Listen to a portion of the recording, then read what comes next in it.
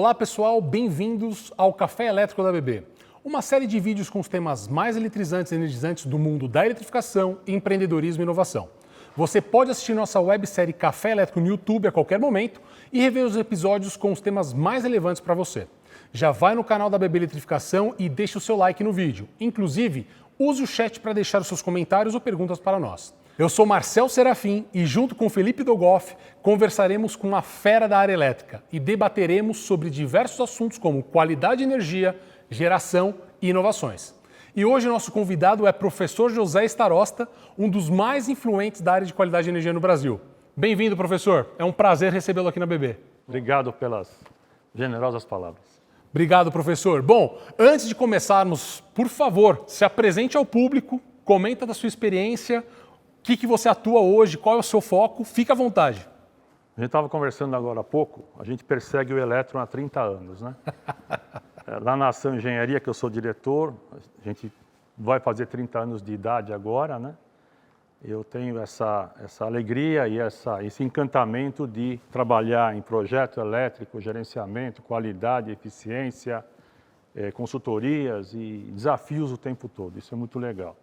Em paralelo com a ação, eu tenho desenvolvido atividades de lecionar em cursos de extensão, pós-graduação, por uma questão de gostar da academia, estudar o tempo todo, trazer a nossa turma para esse contexto, porque treinar os funcionários não é fácil. Exatamente. E a nossa coluna na revista Setor Elétrico é muito interessante, a gente sempre procura escrever alguma coisa sobre qualidade, sobre o momento, e sobre a relação da qualidade e eficiência e o modelo, e agora o modelo agora está muito oportuno.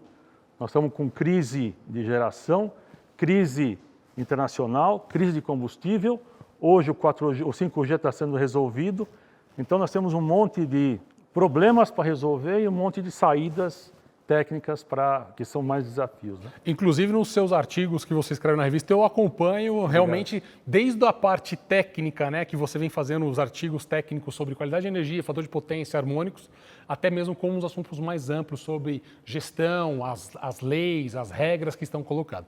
E aí, já que eu estou com dois especialistas aqui, eu já vou deixar a primeira pergunta aberta para vocês. Qualidade de energia nas instalações elétricas no Brasil, qual é o cenário atual? Nós temos uma qualidade louvável no Brasil ou ainda é algo que merece atenção? Eu não sei se eu comentei da nossa associação, é a Sociedade Brasileira de Qualidade de Energia, a SBQ. Por favor, filiem-se, associem-se. A gente faz eventos bianuais, né? E lá nesses eventos a gente acaba enxergando o contexto. Eu acho que é o maior fórum de qualidade do Brasil, talvez da América Latina, né? Lá a gente aprende o seguinte, tem o lado da regulação, e o Brasil tem uma regulação bem interessante, né? O Prodist módulo 8 é uma regulação, e na alta tensão tem outros módulos, módulo 3, assim por diante. E na instalação do transformador para trás, é que a coisa pega fogo e as pessoas não têm talvez, ferramentas para resolver, né? Então, as perdas no Brasil, em termos de problema de qualidade, são altas, né? A gente perde bilhões, não na energia em si, mas como intercorrência do problema. Entendo. As produções, as fábricas metalúrgicas, automobilísticas, borracha, perdem processo, vira sucata, matéria-prima, perde mão de obra. Esse é o desafio a ser tratado e, por enquanto, a normalização não chegou lá ainda. A normalização vai até o ponto de conexão. E cabe aos técnicos, a gente que está no dia a dia, descobrir o que tem para trás e resolver. Então, e aí, pegando um gancho desse o que tem para trás, o que tem para trás e o que fazer para tentar melhorar isso? A gente não consegue fazer nada sem medir. Quando você fala em serviço, o público geral, o cliente não gosta de pagar serviço. É uma coisa talvez nacional. Então você paga uma medição, uma verificação, uma inspeção na instalação, a turma fica preocupada se vai dar resultado. Se você chegar lá e vende um filtro de harmônica que vocês fazem, o cara se anima, opa, esse filtro vai resolver a minha vida. E de repente o filtro não resolve. E aí frustra todo mundo, né? É verdade. Então nas universidades, as escolas são naturalmente diferenciadas, né? Mas a gente nota, quando contrata os meninos para trabalhar, a falta de conhecimento técnico. É muito superficial o que as universidades Às vezes formam. os caras entram sem saber o que é uma senoide e um valor eficaz. Né? A gente sabe disso, pega a molecada, põe para treinar, põe para ensinar, joga nas dificuldades para aprender. Né? Vai forjando. Vai forjando, exatamente. Tá forjando no fogo. Depois o cara vai embora, mas não tem problema, a gente vai trocando depois, o time é sempre renovado. Mas assim, a gente tem uma vontade de pegar esses caras e treinar para poder trabalhar e ensinar. Né? Ok. Os cursos de extensão ajudam isso, mas talvez uma atitude legal, uma iniciativa legal seria que as indústrias como a ABB voltasse para as universidades e tentasse ajudar a formar esses caras. Porque quando eles olham o mundo real, né, visitam as plantas, eu quando me formei tive essa chance de visitar, né? Visitar as plantas, ver como é que é, trazer a indústria para dentro da escola, é uma atitude legal. Com certeza essa é uma ação que as empresas têm que fazer, a ABB está fazendo até para melhorar e dar mais informação aos formandos, né? Para que venham ao mercado mais preparados e com conhecimento para ser praticado. Felipe, o que você acredita sobre o cenário atual da qualidade de energia no Brasil? Eu entendo que, assim como o Starosta comentou, né, hoje as instalações, elas começam você começa a ter uma preocupação com a qualidade de energia quando de fato surge algum problema. Né? Opa, tem alguma anomalia aqui que não está legal. E uma das principais é a multa na conta de energia. Uma delas, né, que está relacionada à questão de demanda, a um excesso de demanda ou até mesmo, né, a questões relacionadas à qualidade de energia, que vão dar um reflexo, digamos assim, financeiro. Né? Mas uma coisa interessante que o Starosta falou foi que essa questão da medição, ela muitas vezes ela não é aplicada na prática. Vamos fazer uma analogia boba, mas que poderia ser aplicada no mundo de instalações. Nós, como pessoas, anualmente fazemos exames de check-up. Né? A gente vai no médico, às vezes não tem nada, mas vai lá, faz um exame de check-up, um exame de sangue, aquela bateria. Montão, aquela bateria de exames. Só para você ver que você está bem. Por que a gente não pode fazer isso nas instalações? Por que talvez de ano em ano não poderia ser feita uma verificação na entrada de energia, nos principais alimentadores, com um raio-x geral de como que está o consumo de energia, como que está a questão dos parâmetros, né, de qualidade de tensão, de potência, de harmônicos e assim por diante. Né? Mas não existe nenhuma, não digo regra, mas nenhuma indicação ou uma normativa para fazer isso, Starosta? Bem colocado pelo Felipe, eu estou olhando a cabeça do empresário que te contrata, né? Então, alguns até vão gostar dessa ideia. Tenho mais o que fazer com o meu dinheiro do que gastar com medição? Essa vai ser. Mas, assim, a normalização vai muito bem até o ponto de conexão. Lá para dentro da instalação industrial, hoje, com a indústria 4.0, e vai ter a 5.0 já, pelo jeito, né? Quer dizer, os PLCs, os inversores de frequência, os acionamentos, os controles, todos eles têm uma imunidade que tem que ser atendida. Então, esses caras, quando estão nas instalações, eles exigem que os barramentos se comportem de uma tal maneira. Claro. Então, quem vai definir a regra são esses caras que está ligando. Então, num data center, num hospital, né? Uma carga chamada de missão crítica, mesmo sala limpa, essas situações mais extremas, peculiares, extremas, a necessidade de enxugar o limite é muito importante. Entendi. E quem vai fazer isso são os técnicos da empresa. Então existem regras restritas a modelos de mercado. Esses dias um ano atrás, eu fui numa fábrica de plástico absurdo. Tamanho, meia dúzia de transformador de 2.000 kVA. Quando você olha aquilo, multa de fator de potência de monte, né? Você fala, aqui é muita energia gasta, né? E a organização da instalação era de uma tal forma que um transformador alimentava diversos quadros sem ter um quadro geral de baixa tensão. Quer dizer, não passou ninguém que leu sobre instalações ali.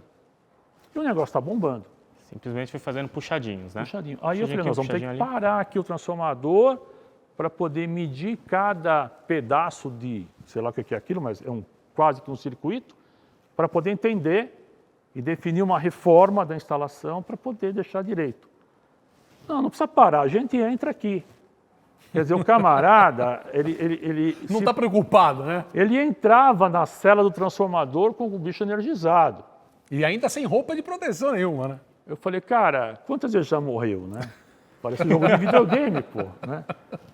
Então tem essas situações, né? Então o que o Felipe fala, quando dá problema, às vezes não dá problema, as pessoas morrem, né? Infelizmente. E aí cria um problema de segurança. Mas, voltando, se você tem máquinas robustas, motores que estão rodando 24 horas por dia, sem acionamento, sei lá, sem nenhum tipo de preocupação com eficiência, você também não tem que ter qualidade. Você não tem inversor de frequência para desligar, com baixa tensão. Você não tem nada que seja sensível a um afundamento na rede, né? Então o negócio funciona. Perde energia? Perde, mas é questão de imunidade, né? Então a qualidade ela vai entrar no instante que a imunidade for mais restrita. Então essa é a situação. E tem um ponto interessante também nisso, que os Tarossa estavam comentando sobre a questão de, né, você falou, pagando multa de fator de potência lá em cima. E às vezes é isso que é a preocupação, é a multa, e não a questão da eficiência, da sustentabilidade da instalação, né, da questão de segurança. Aí o camaradinha vai lá e instala um banco de capacitor. Sem reator. Sem reator. Esse é o ponto que eu ia chegar. Instala o banco de capacitor, em algum momento o capacitor explode. Por quê? Né? Porque provavelmente você tem um problema de qualidade de energia, provavelmente você tem harmônicos que entram ali, né, em ressonância e você transforma o capacitor num supercondutor, digamos assim, né? Vai ter um excesso de corrente nele. E traz uma série de perigos. Isso pode, inclusive, você está pensando em eliminar uma multa, né, em corrigir um problema, só que você acaba gerando outro, inclusive até de segurança. Mas acho que esse é o grande problema, né? Você olha o valor financeiro, mas você esquece que se você não corrigir a qualidade de energia ou até mesmo os outros fatores, as sujeiras da rede, você consegue diminuir a sua conta de energia e trazer uma rentabilidade melhor para a sua instalação. Né? A minha pergunta até que eu falo para você, quais são as sujeiras que nós temos na rede? Né? Nós estamos falando aí de harmônicos, que é uma coisa que tem muito medo, os engenheiros têm muito medo, porque é um tema que não é muita gente que domina. O que mais nós temos de sujeiras na rede que a gente pode observar e analisar, professor? Eu queria só completar o que o Felipe falou das harmônicas e capacitores na presença de harmônicas. Cria-se a ressonância harmônica. A ressonância harmônica ela amplifica as correntes de uma tal forma que você chega a ter 1000 amperes a mais num tráfego de 2000 kVA. Uau. E isso me inspirou um dia a escrever o milagre da multiplicação dos amperes, né? Eu expliquei lá no texto, mas o título é O Milagre da Multiplicação dos Amperes, tá disponível na internet. Agora, a questão das harmônicas, o pessoal não quer saber de harmônica, eu quero só evitar a multa. Não tem como fazer a compensação reativa num sistema com harmônica sem usar um sistema pelo menos antirressonante. Né?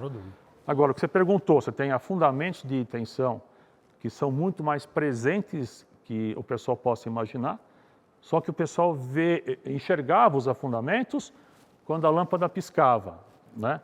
Agora a lâmpada não pisca mais, o LED não pisca mais. Então, o cara nem sabe que tem afundamento, mas afundamento para a planta do cara, né?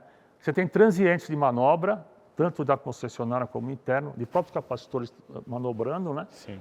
Você tem elevações de tensão, sobretensões, em regime permanente. E o curioso que está acontecendo agora, não sei se vocês têm acompanhado, a geração distribuída tem subido a tensão. Tem um cara da Unicamp, o professor Valmir, que é um cara espetacular, é um maluco, beleza, um cara muito bom. Ele fez alguns estudos em campo e mediu sobretensões de rede. Ou seja, o sistema de energia fotovoltaica inserido na rede elétrica nacional agora começa a elevar os níveis de tensão da rede. Isso, e chega a ter sobretensão. Então você vai ter queima de equipamento, tem uma série de problemas, né? Porque as quedas de tensão calculadas nas redes das concessionárias deixam de existir.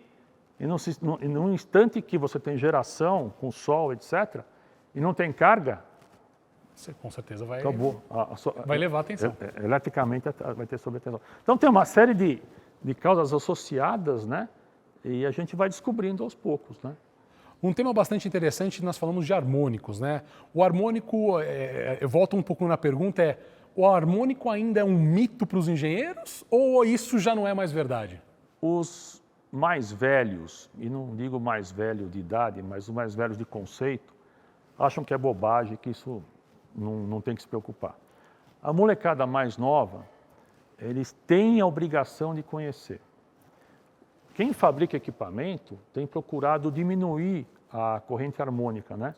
Os inversores de frequência, que está com 6, 12, 18 IGBT, não sei o quê, a gente acha que daqui a um tempo não vai existir mais distorção de corrente como a gente tem hoje, como tinha nos últimos 20 anos. Mas existem os ruídos, né? Sim. Porque o pulso lá do IGBT está causando ruído em alta frequência. Nos hospitais o pessoal está com ruído em ultrassom, o tal dos artefatos. Não sei se você ouviu falar disso. Não, na verdade, o que médicos nós estão entendemos, malucos. a única coisa que eu percebi, né, a última vez conversando com alguns hospitais, é que alguns exames podem ser comprometidos por essas frequências. É isso? Maluquice. Você pega a maquininha, põe na tomada do aspirador de pó, joia, funciona bem. Bota no no break, não sei o que, tal, tudo cheio de sujeira na tela. Uau. Então, é um troço, uma coisa Complexo, imagina. Você está Maluco. lidando com a vida de uma pessoa através de um exame. A gente tem feito alguns trabalhos assim e tem conseguido dar certo, mas é um trabalho de cuidado com a instalação elétrica e é o cara raiz, né? Você pega o engenheiro eletricista raiz, que faz uma instalação bem feita, faz um projeto específico, ele consegue resolver o problema. Só que agora não, o pessoal faz o projeto até o quadro geral, bota o quadro geral e... Tá bom, tá entregue. E Deus que ajude, né? Já que é o hospital, Deus vai ajudar. Tá? Um problema como esse, geralmente, quais são as soluções, Starosta? Tá a nível de instalação de equipamentos extras, como filtros para corta alta, coisas do tipo? Tem filtros. Ou está mais relacionado a um bom aterramento? Quais são as soluções? O bom aterramento tem que estar em tudo que é lugar, né? Sem Concordo. terra você não consegue fazer nada. O que a gente tem feito é olhar a blindagem desde o no-break até a tomada. Ok. Começa a olhar a blindagem, olhar o caminho do circuito, a especificação da fiação, o aterramento, onde que faz, tal. Então é um trabalho de compatibilidade associado a um trabalho de instalação elétrica, né? O pessoal perdeu acho que a facilidade da infraestrutura que tem por aí, né? Calhas fáceis de montar, plásticas, tal. Então a turma acha que a pressa também acaba levando o pessoal a fazer algumas bobagens, né? Então é tomar cuidado no projeto e na execução da instalação. Agora, depois de uma empresa instalada, né, um hospital instalado, algumas soluções com certeza devem existir. Os filtros ativos, né, os filtros passivos que não fazem a correção, mas você melhora só a questão do fator de potência. O que adicionalmente poderia ser feito para ser colocado? Nesse caso dos hospitais, desse caso específico de artefatos, são ruídos de alta frequência. Não estamos falando aqui em filtro ativo ou filtro passivo, que tem uma atuação em frequências na quinta, sétima, décima primeira, e assim. Não é isso. São ruídos de alta frequência, que existem filtros para isso. Eu nunca usei. A gente conseguiu resolver isso com a básica da eletrotécnica, né? Mas existem filtros e existem saídas de isolamento do sinal. Vamos entender onde está o problema, ver qual é a compatibilidade, ver o aterramento, ver o que faz e resolve o problema dessa forma. Entendi. Interessante. Bom, agora, nós já falamos um pouco disso e eu ia falar se tem alguma dica nas indústrias. Nós falamos muito de hospital de frequências, altas frequências, né? A indústria, ela sofre um pouco, principalmente com as máquinas, os inversores de frequência, soft starts e principalmente com a eletrônica, né? As lâmpadas, as fontes monofásicas. Para esse tipo de carga, para esse tipo de indústria, tem alguma aplicação, alguma dica que você daria para tentar minimizar esses impactos? O que a gente nota nas indústrias é o que o Felipe começou a falar. O volume de ressonância harmônica é muito alto. Então a turma aqui tem que entender o seguinte, que tem inversor de frequência, o inversor de frequência tem uma serventia espetacular nas instalações. Se bem aplicado, você consegue fazer o controle, bota o sensor e tal, economiza energia de verdade, né? Mas trata bem disso. Não é que ele é um inversor, que ele é o bandido da instalação. Está lá para fazer isso e gera harmônica, igual o filho adolescente. Você não tem como segurar. Vai gerar um probleminha para você. Não sabe qual, mas vai dor de gerar. cabeça. Eu tive 13, eu conheço a quinta, a sétima, a 11ª harmônica. Então, tranquilo. Mas assim, cabe a essa conscientização do técnico da manutenção. Né? Meu amigo, volta para a escola. Meu amigo, por favor, estuda isso. E hoje tem documentação disponível para os caras aprenderem. Tem cursos para fazer e tem, de novo, a SBQ a cada 2 anos. Lá é uma imersão. Os caras ficam 3 dias falando sobre o assunto, então sai de lá outro, né? É muito legal, né? É conhecimento, né? São horas de voo. Até pegando um exemplo de avião, você não vai sair da universidade e pegar um Airbus, né? Você não vai sair da escola de piloto e vai pegar um Airbus para pilotar. Você vai precisar de algumas horas de voo, de simulador, para depois você pegar realmente e voar um avião. Eu conheci uns meninos, nós fizemos o SBQ aqui em São Paulo, em 2019, esse ano foi virtual, seria em Foz do Iguaçu. E nós fizemos lá na Mauá, na Escola Mauá, e eu conheci uma molecada de 5º ano, os caras estavam realmente muito interessados, né? E foi super legal ver esses caras se formando e já entrando na Poli para fazer mestrado nesse tema, sabe? Então tem molecada muito boa, querendo aprender, querendo fazer. Então eu espero que que nossa cultura técnica brasileira consiga mais uma vez e melhor que todo mundo, né? Então, um ponto interessante, né, nisso que o Starossi estava comentando, falou principalmente sobre os inversores, né, que muitas vezes são vistos como inimigos para a qualidade de energia. Mas aí entra novamente num ponto que a gente até já comentou aqui em outras oportunidades, né, Marcel? Do mercado conhecer as opções de produto que existem. É verdade, né? Porque às vezes o camarada fala inversor, inversor é inversor. Não, inversor tem vários tipos de inversor. Sim. Às vezes dentro de uma mesma família, dentro de uma mesma série de inversor, você tem aquele inversor com uma ponte IGBT simplona na entrada, que vai gerar um montão de distorção, e você tem aquele inversor top, que vai gerar menos de 3% de distorção de corrente. Tem diferenças de preço? Mas aí tem. É questão de análise do mercado, né? Não só analisar o preço, mas Exato. Analisar as outras variáveis também que podem trazer um benefício para a empresa. E tem muito aquela questão também do preço de investimento inicial, só se olha muitas vezes o preço de investimento de CAPEX, aquilo inicial, aquilo que você vai dar de dinheiro agora, e se esquece do OPEX, né? Como você vai manter aquilo, ou que tipo de problema aquele equipamento que talvez seja 20%, 30%, 40% mais barato pode te proporcionar em 2, 3, 4, 5, 10 anos, né? Então, tem esses efeitos e isso muitas vezes não é considerado numa análise técnica e nem comercial.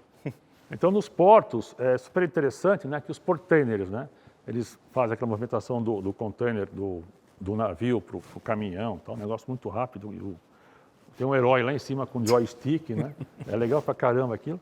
E tem uma subestação no próprio ambiente do portainer, né. Os inversores são todos diferenciativos, porque o pessoal entendeu que a descida do container para o caminhão e para o navio e tal, regenera a potência. Então, um inversor desse consegue baixar a potência consumida de uma forma absurda, 30% a 40% menor que um inversor normal. Em outra situação, os caras queimavam energia numa resistência, né? Ou seja, você consegue reverter. É muito legal. Então, tem aplicações muito diretas, né? Agora, eu acho que com a redução do preço do IGBT, do próprio semicondutor, a gente espera isso há 10 anos, né?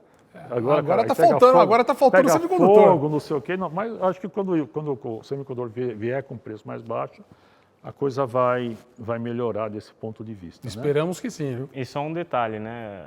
Só por curiosidade, eu sinceramente não me recordo, mas as potências dos motores, geralmente dessas máquinas portuários, são gigantescas, né? 1.000 cavalos, 2.000 cavalos. Isso, não chega. Não? Não chega. É menor? É um pouco menor, 500, 600 cavalos cada um. São potências grandes, né? Mas imagina um motor de 500, 600 cavalos regenerando. Imagina, na verdade, você queimando essa energia num momento de frenagem e numa resistência. Nossa, a temperatura e o calor que chegaria. Você está queimando energia, você está queimando dinheiro. Energia, né? E quantos containers você não levanta e desce todo santo dia? Então, é literalmente rasgar dinheiro. É a mesma analogia que a gente faz quando falamos, por exemplo, quando você abre as comportas da hidrelétrica, porque os níveis de água estão muito altos. Infelizmente, não é o momento agora, né? Mas é rasgar dinheiro também. Pegando o gancho das usinas hidrelétricas, nossos índices de chuva, né, os índices pluviométricos estão muito baixos. E agora um dos grandes focos passam a ser as energias renováveis, energia solar, energia eólica. Você enxerga que essa é um diferencial para nós trilharmos, Starosta? Ou você fala, olha, não é 100% o caminho da energia solar, mas temos que olhar também outras vertentes? O cara que tem uma formação elétrica, eletrotécnica, que é o meu caso, adora a potência de curto-circuito. Quanto melhor a potência de curto, melhor para todo mundo vai viver em paz. Né? Então, quando você sai de um gerador, de uma hidrelétrica, e vai para o inversor de frequência de uma fotovoltaica, assusta. Né? Assusta porque você perdeu robustez, Sim. perde robustez na geração. Né? Os níveis atuais, com lagos em 15%, 20% é muito baixo, né? Os nossos reservatórios, estão trazendo para a gente uma participação da matriz de 50% mais ou menos da hidrelétrica. Né? E as térmicas estão bombando, porque térmica também é energia robusta. Eólica, apesar de não ser uma energia constante, ela tem robustez no gerador. Okay. A fotovoltaica, ela tem que ter alguma coisa para ajudar. Então o pessoal tem falado muito do armazenamento das baterias. A composição na matriz do Brasil hoje, a fotovoltaica é muito pequenininha, é 0, alguma coisa por cento e tal, e não se compara do ponto de vista de geração no nosso sistema interligado. Claro. Eu acho que a fotovoltaica vai ter uma aplicação muito legal na geração distribuída. Fazer essas usinas enormes, né? Não sei se o investimento vai ser adequado. O problema nosso é que nós não temos mais aonde colocar hidrelétrica. As regulações de meio ambiente, né, não permitem mais isso. Os impactos ambientais, na verdade, são muito grandes. Né? E aí volta naquela... É doideira isso, né? No último ano e meio, ninguém falou de eficiência energética como deveria.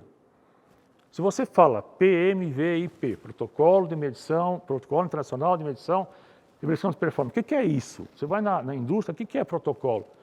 Protocolo é um protocolo para você ver se você consegue baixar a tua conta de energia com eficiência energética. Né? Então a turma está preocupada em botar a placa no telhado e não está olhando que ele vai economizar as placas se ele fizer eficiência energética. Seria um passo anterior Sim. das placas. Né? Seria um passo que você conseguiria fazer a redução da sua conta de energia com coisas até mais simples do que você um sistema fotovoltaico. Exato. Mas um ponto interessante, Starosta, talvez nem todo mundo que esteja nos assistindo conheça o que você comentou agora. Explica um pouquinho o que é esse protocolo. Esse protocolo é um protocolo internacional, foi desenvolvido lá atrás pela Agência de Energia Americana, né? Hoje a EVO, que tem os direitos para esse protocolo e tal. De uma forma geral, ele é aplicado a qualquer tipo de instalação ou uso de energia, não tem nenhuma aplicação motora, iluminação, nada, qualquer coisa. Então você chega num escritório desse, você fala, pô, eu vou trocar aqui o ar-condicionado, vou trocar a iluminação, vou trocar o elevador, vou trocar as bombas e tal. E você, antes de fazer qualquer tipo de ação de eficiência energética, que é o nome que eles tratam o projeto, você faz uma projeção. Então você fala, pô, eu tenho uma variável independente aqui, temperatura externa, ou número de pessoas, ou área ocupada, e faço uma correlação com a energia consumida.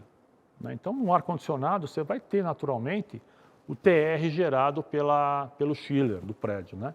Você faz deu correlação, então você tem uma equação do consumo de energia. Okay. E essa correlação é difícil de você conseguir. Numa indústria que você produz pela borracha, então quanto de borracha você gasta de energia para fazer aquela borracha? Em função da produção, você vai ter um coeficiente diferente. Então, essa história de fazer um número único... Constante? A minha é tantos quilowatt-hora por tonelada. Não é assim. Em função da produção, você tem maior ou menor índice específico. Né? Então, essa equação, que é uma equação de primeiro grau, se você conseguir essa equação e você estudar o que pode ser feito, você monta uma segunda equação para baixo. E você tem ali, naquele intervalo, a economia que você conseguiu mediante uma ação de eficiência energética. Isso é um protocolo de medição e verificação. Você está provando que aconteceu aquilo. Sim. E aí o legal, que eu ainda tem pouca gente fazendo, é aproveitar esse modelo teórico e medir na automação. Ok. Então, quando a automação começar a medir o protocolo, vira uma relação de causa e efeito super legal. Acende o alarme lá, ó, você está com usando mais energia para o processo que o necessário. Ou até mesmo o próprio sistema já consegue fazer as adequações automáticas pela indústria 4.0, diminui o ar-condicionado, diminui luz, liga o sistema de geração de energia auxiliar, traz energia fotovoltaica e faz a readequação do sistema. Seria isso? Nós temos um sistema que a gente trabalha para ar-condicionado, que ele faz, durante 2, 3 meses, faz as medições das variáveis externas, né? Temperatura, umidade, ocupação, carga térmica, filtração, faz toda a modelagem e a partir do 3º mês, aí ele aprendeu, o tal da inteligência artificial, Ok. que eu tenho um pouco de questão, mas tudo bem, essa é artificial, vai. E ele propõe um novo modelo, então varia o fluxo da água, varia o fluxo do ar, varia não sei o que e tal, e consegue economias boas, né? E ele tem lá dentro modelado esse protocolo. Entendi. Então você tem a medição inicial e assim, você vai ter mais para baixo, vai ter uma economia de tanto, então você tem uma economia. E o próprio sistema vai se adequando conforme as necessidades. Aí é fácil, você tem inversores, você tem sensores, você tem motores de bom rendimento. Então você cria uma massa robusta para controle. E isso é certificado, pô. Isso é muito legal, sabe? É uma situação que a gente tem que seguir. Sem sombra de dúvida. Acho que a indústria 4.0 veio para ficar e vamos continuar evoluindo, né? Vai melhorar muito, porque agora com velocidade mais alta no 5G, nós vamos ter de fato respostas muito mais rápidas. E outra coisa, você vai conseguir controlar outras variáveis que hoje são complexas, né? Por causa que você não tem sensores, você não tem tempo de resposta ou variáveis. Isso é um ponto que eu queria até tirar uma dúvida, Starosta. Quando você comentou desse protocolo, muito bem explicado, inclusive, isso não existe nenhuma normativa que obriga que isso aconteça, Isso né? é voluntário. É voluntário, né? Mas tem alguma daqueles selos de certificação de edifícios sustentáveis que coloca esse protocolo de medição como um pré-requisito ou algo a mais que te ajude a alcançar um selo maior de sustentabilidade, algo do tipo? Não sei. Acho que não tem. Tem, na verdade, a vontade da turma economizar energia, né? Sim, já seria bom. E hoje, bom, querendo ou não, o custo dela está elevadíssimo, né? Nas nossas bandeiras, por causa do problema das chuvas. Né? Tem também um ponto que vocês fabricam equipamentos que buscam essa condição sustentável. E aqui no Brasil, e talvez fora também, o pessoal vende caixinhas pretas. Vocês já viram isso aí, não? Caixinhas pretas? O que seria caixinha preta? O que tem na internet de falcatruas... De economia de energia? Já vi, já. Lá no último congresso de qualidade, eu fiz uma coletânea, tinha uns 15 ou 20, que tem que ser preso, né? Então, eu não sei como é que prende esses caras. A maldição de ser engenheiro é não gostar de advogado, né? Então, a questão toda está de como... Então, o mercado tem que estar alertado para essas caixinhas pretas. Tem que ter uma campanha muito pesada para que esses caras sejam eliminados. A caixinha preta que ele está colocando ali, nada mais que é um capacitor. Um bombril, com todo respeito ao bombril, mas é mais uma utilidade, sei lá, né? Mas não tem nada. O consumidor que está querendo fazer alguma coisa, ele compra. Ele custa R$100, sei lá. Né? Então... E sendo que com esse dinheiro ele podia fazer outras ações mais simples nas suas residências, que ele pode diminuir o custo. Tem, por exemplo, quais dessas ações ele poderia tomar? Lâmpada? Compressor de geladeira? O que você indica, Starosta? Não, eu acho o seguinte, todo mundo aprendeu a trocar lâmpada, né? O LED chegou, está todo mundo trocando. Agora, a lâmpada tem uma coisa interessante, naturalmente você enxerga a lâmpada. Então você enxerga o consumo e a redução. E você se diverte. Olha a lâmpada que legal, mais clara, uma cor legal e tal. Você se diverte com isso, mas não adianta você fazer isso numa fábrica com compressores de ar. E compressor de ar é o maior inimigo da eficiência energética numa qualquer planta industrial, porque você não enxerga o vazamento e a perda de energia. Alguns escutam, né? Alguns caras que estão na indústria lá e não perderam a audição, não sei como, mas escutam. Alguns outros ficam o fim de semana para a produção e vão escutar. E tem os caras que já deveriam estar usando já os sensores de ultrassom para ver vazamento, né? Então, a perda de sistemas de compressor de ar é uma coisa maluca. Então, não adianta você trocar a iluminação se a tua... Seu principal vilão... O vilão está lá. E outra coisa que o pessoal de indústria adora, eu não sei de onde vem isso, é manter a tensão mais alta. De cada 20 fábricas que você entra, 15 a 18 estão com o barramento acima de 5% a 10%, para dar uma robustez. Não é robustez. Se o afundamento vem, vai derrubar, claro. Não tem jeito.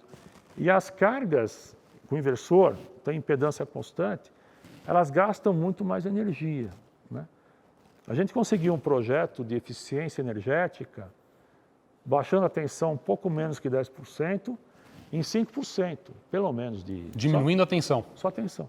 Você compensa os picos de reativo, claro, com compensador e tal, mas, de uma forma geral, é acertar a tensão no barramento.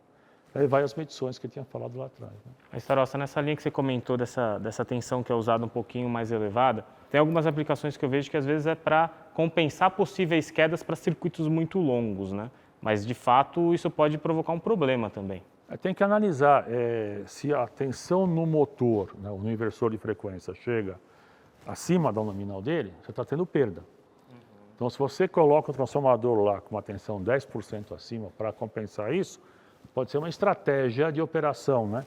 Mas é difícil você acertar a tensão em todos os motores desse jeito, né? Sim, é uma loteria, né? Uma loteria.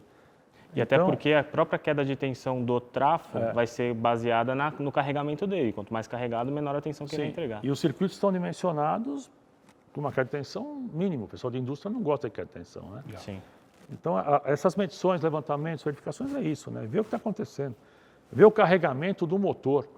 O que tem de máquina com motor superdimensionado é uma loucura. O que tem de inversor colocado sem sensor para ajustar a velocidade é outra loucura também. Ou seja, muitas vezes não adianta nada. E motor superdimensionado, a gente sabe que a eficiência dele e o fator de potência dele cai significativamente. Então, o que adianta você, às vezes, colocar um motor IE3 e IE4 de eficiência, sendo que ele está superdimensionado? É verdade. Starosta, você tem colocado muito nas suas colunas, né, da Setor Elétrico e de outros lugares que você escreve, sobre a atual situação do Brasil do ponto de vista energético e a crise que a gente vem enfrentando, né? O que você tem de panorama assim, para trazer para o público sobre esse tema? O que é legal é que no Brasil tem hoje um modelo pegar a EPE, que é a empresa de pesquisa de energia, que faz o planejamento de energia do Brasil, muito bem, muito legal. A ONS, que faz o despacho da carga, que faz a operação do sistema, né? E tem a ANEEL, que faz a regulação. Esses três órgãos nacionais, que deveriam sair do governo e para o Estado, eles são tão bons no que fazem, né, que criam para a gente um volume de informações para qualquer um. Então, quem quiser entender, debruça no site desses três caras e vai aprender. Então, lá no site da ONS, você vê online qual que é o nível dos reservatórios. Você vê qual que é a energia que foi gerada e você consegue lá no site do EPE olhar qual que é a carga. O que acontece entre a geração e a carga? Nós temos perda.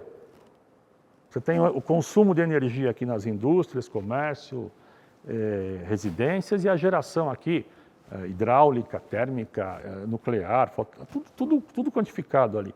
E você vê perdas de 15% pelo menos entre a geração e o consumo, né? Então esse é o primeiro ponto que me assusta. E a turma de concessionária, o pessoal da distribuidora, fala que é normal. É 7 na transmissão, 7 na distribuição e não tem o que fazer. O professor Zé Rubens, lá de Uberlândia, falou uma vez, acerta o fator de potência para 100%, que a perda da potência reativa vai resolver. Aliás, ele publicou na revista, acho que há 2 meses atrás, essa matéria sobre o fator de potência do lado da transmissão. Então, você tem, hoje, o consumo de energia na indústria, no comércio e nas residências, né? Então, lamentavelmente, a indústria vem caindo o consumo. E a gente sabe que não é por economia e eficiência, é porque está caindo a produção. Subindo o consumo em comércio e subindo violentamente em residências, né? Você vê essa correlação, né? E lá nas indústrias, você vê que o consumo de energia daquele pedaço, né, o consumo total, é em metalúrgicas, é em química e alimentos, são as três mais importantes. Que são as indústrias hoje que estão crescendo no Brasil. Exato. Então, essas indústrias têm que ter essa atenção. Quem está nessas indústrias tem que ter essa atenção, né? Eles são os responsáveis pelo consumo de energia. E nós temos que fazer alguma coisa para que esses caras se conscientizem, né? E lá na fonte, tem a fonte e o consumo. Pô, vamos cruzar os dados, né? E vamos fazer. Hoje a gente paga a tal da bandeira, né? De crise hídrica, R$140 o megawatt-hora. Quer dizer, meu, é muita grana. Nossa, 15% realmente é um valor grande de perda se nós formos analisar, né? Mas é o que o pessoal do mercado trabalha. O pessoal de concessionária, de transmissão, distribuição, tem esse número como Cabalístico. É um número, né? Então é assim, e o que a gente nota é que há uma necessidade de debruçar em cima, ver o que pode ser feito, trabalhar, né? E sobretudo reduzir melhorar a eficiência das edificações das indústrias. Acho que Tem muito para ser feito ainda, né? Tem muito, a gente tem que ter essa capacidade. Estorossi, agora você falou um dado interessante que eu imagino também que deve estar em linha com o que aconteceu durante a pandemia. Né? Você falou que os consumos das residências têm aumentado. E eu acho que esse movimento do trabalho remoto, dentro de casa, certamente contribuiu para isso, né? E as pessoas tiveram que transferir os seus escritórios para dentro de casa, então foi lá o camarada com ar-condicionado para trabalhar um pouquinho mais confortável, o próprio consumo de máquinas, equipamentos que começaram a ficar ligados o dia inteiro dentro de casa que antes não ficavam, porque as pessoas estavam ausentes. E a gente sabe que muitas vezes, quando está relacionado à residência, a única preocupação que a pessoa que mora naquela residência tem é a bandeira que ela está pagando de energia, é o consumo que vem no final do mês. Não tem nenhuma preocupação em relação à eficiência energética, pouca preocupação em relação à qualidade de energia, se o equipamento que ele está comprando de fato vai gerar algum ruído na rede ou não. E nesse aspecto, você entende que existe algum movimento de regulação para que um dia as residências também precisem se preocupar mais com essa questão de eficiência e qualidade de energia? Eu acho que a qualidade é função da imunidade dos equipamentos, né? E o cara, quando faz um equipamento para residência, ele sabe que não pode ter uma pequena tolerância. Ele vai fazer para ligar na tomada e funcionar. Agora, o programa da ANEEL de eficiência energética, ele há um tempo atrás, privilegiava demais eles chamam de baixa renda. Eu sempre fui crítico disso, sempre achei que o programa de eficiência tem que ser aplicado onde se gasta energia. E que não tem que ser um programa social, mas não era assim que funcionava. Então o pessoal usou muito dinheiro desse programa em geladeiras. Então nas residências a geladeira ela é o vilão, isso já foi descoberto há muito tempo, e o pessoal trocou muita geladeira. O que a gente nota até hoje nas casas das tias, né, das avós, que elas vão acumulando geladeira, né? Uma, duas, vai para o sítio e tal. Joga fora, porque, tá muito pior a eficiência, né? Então as geladeiras novas são muito mais eficientes que as antigas. Então o vilão é a geladeira nas residências. Mas a tendência de subida de carga em residência subiu já antes da pandemia. E o comércio sobe também, a indústria cai. Então é triste, a gente gostaria que virasse, né?